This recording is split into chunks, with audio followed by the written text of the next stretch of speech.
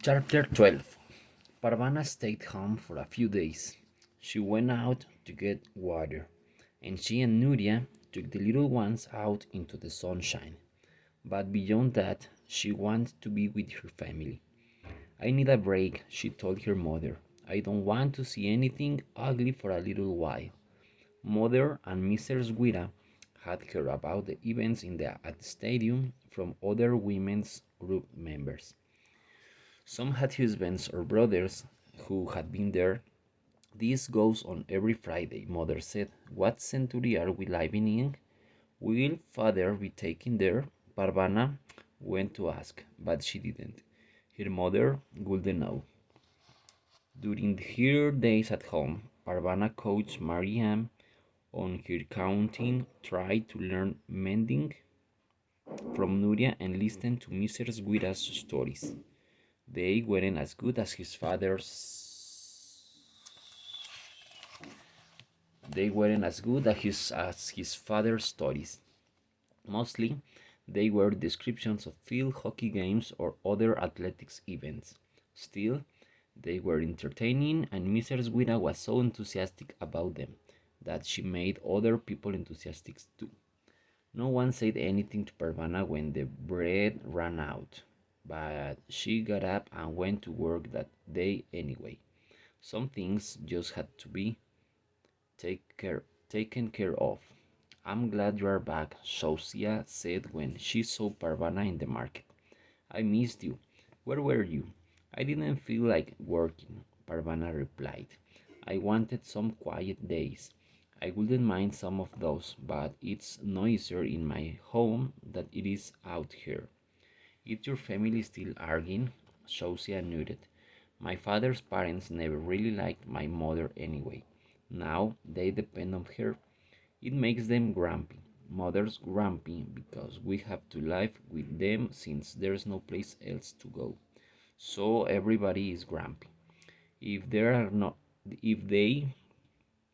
if they are not actually arguing, they sit and glare to each other. Parvana thought about how it felt in her home sometimes, with everyone going around with thick lips and unshed tears in their eyes. It sounded even worse in Saushia's house. Can I tell you a secret? Sausia asked. She led Parvana over to a low wall and they sat down. Of course you can tell me. I won't tell anybody.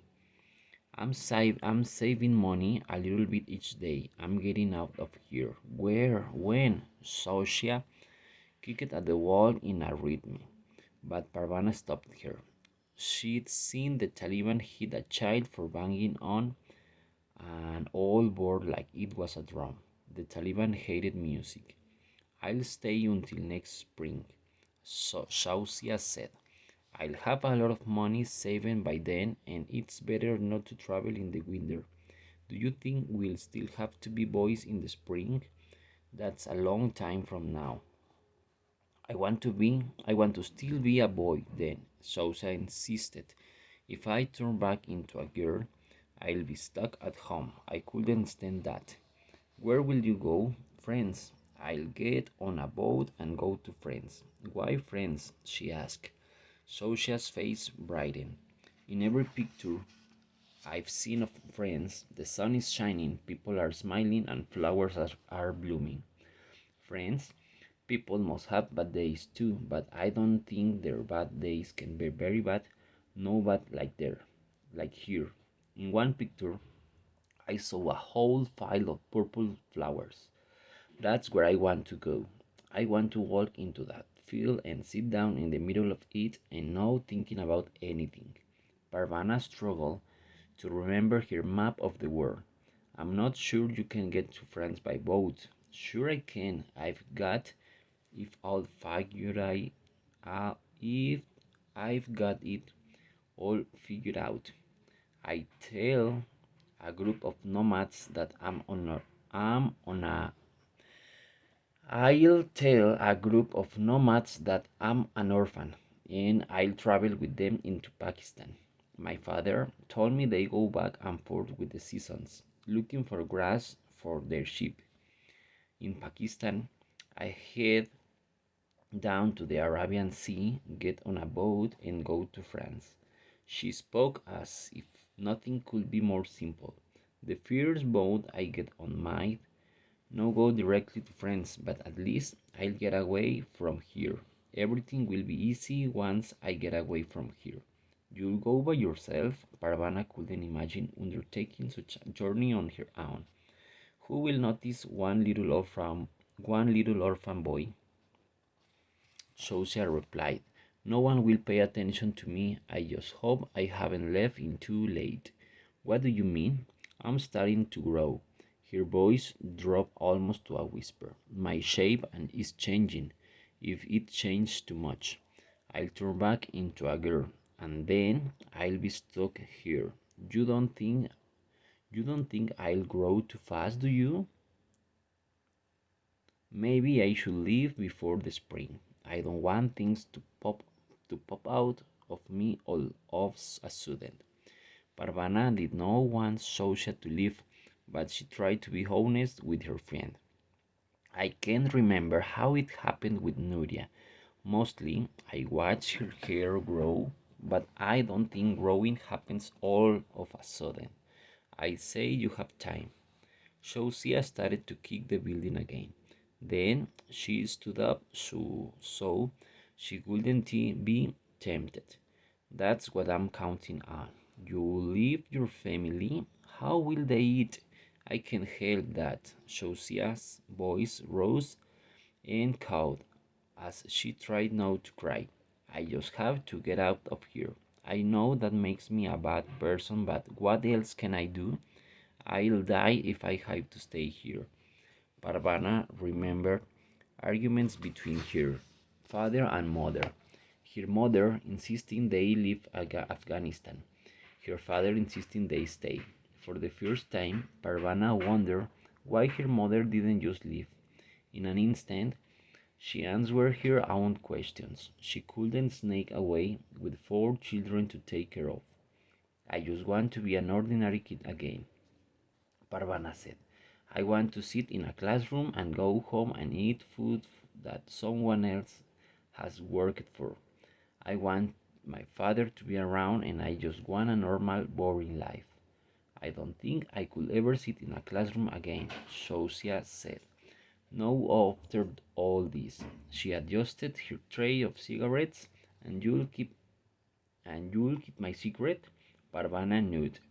Do you want to come with me? Shosia asked. We will look after each other.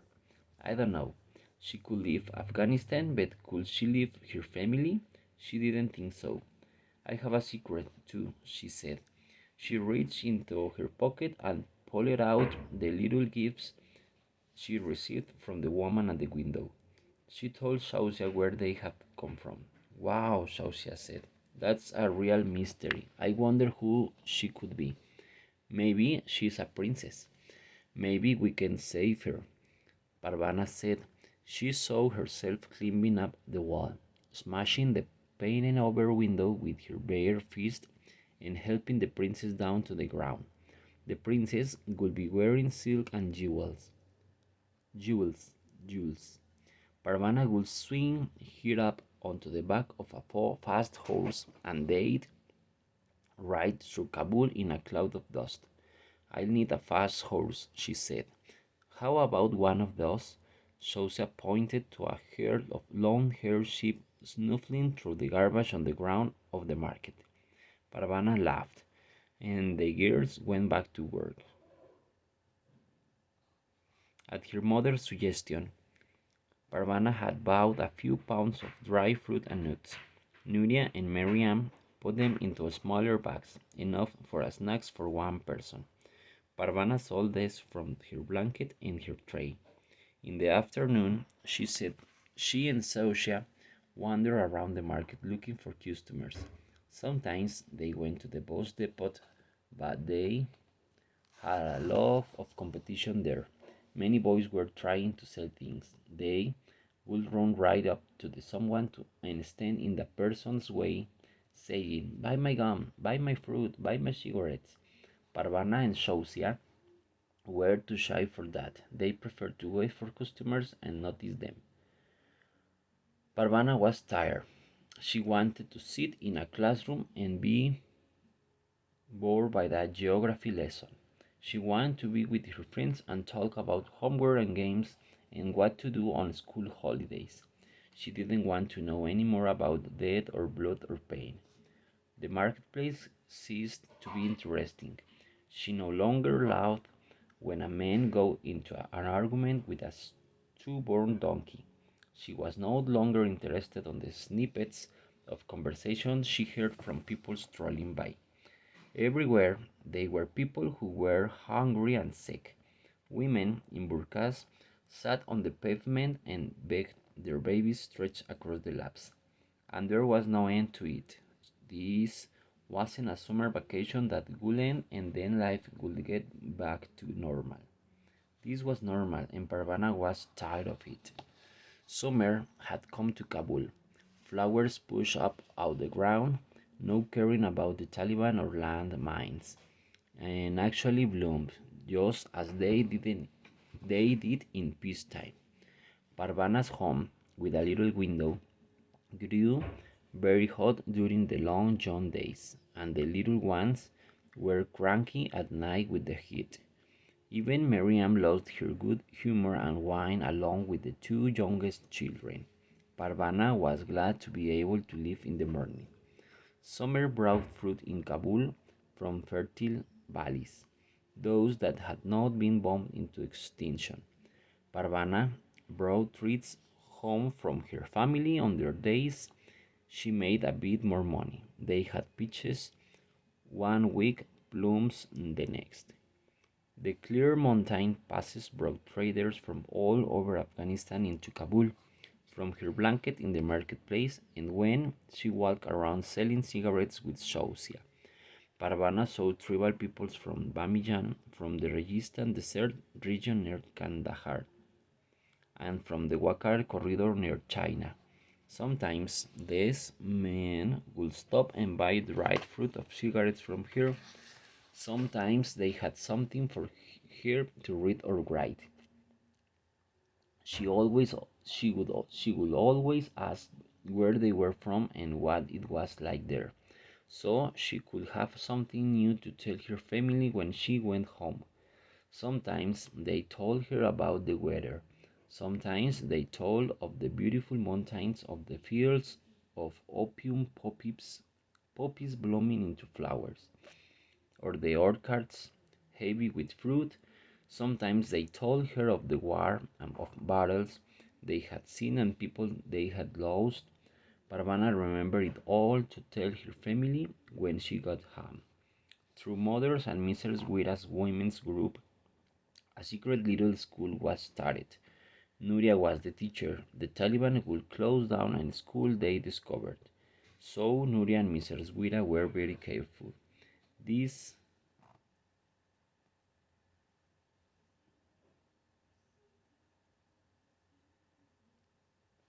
This school held only 5 girls, including Marianne. They were all around her age.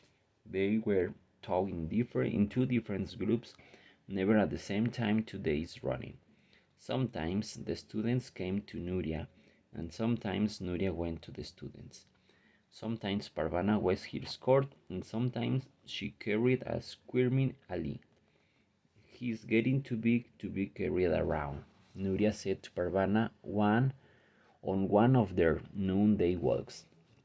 Mother had allowed Nuria to leave Ali at home to get break from him. They only had Miriam with them and she was no trouble. How are you students doing? They can learn much in a few hours a week, Nuria replied. And we don't have any books or school supplies. Still, I guess it's better than nothing. The little gifts from the window kept landing on Parvana blanket every couple of weeks. Sometimes it was a piece of embroidery. Sometimes it was a piece of candy or a single bed. It was as if the window woman was saying, I'm still here, in the only way she could. Parvana checked carefully around her blanket every time she went to leave the market, in case one of the gifts had rolled off. One afternoon, she heard sounds coming from above her.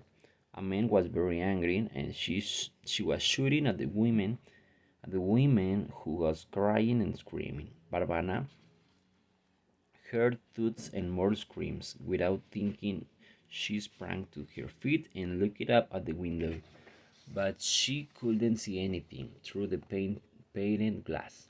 What goes on in a man's house in his own business? A voice behind her said. She spun around to see a man holding out an envelope. Forget about that and turn your mind to your own business. I have a letter for you to read. She was planning to tell her family about the whole incident that night, but she didn't get the chance.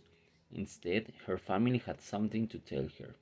You'll never guess, her mother said. Nuria's getting married.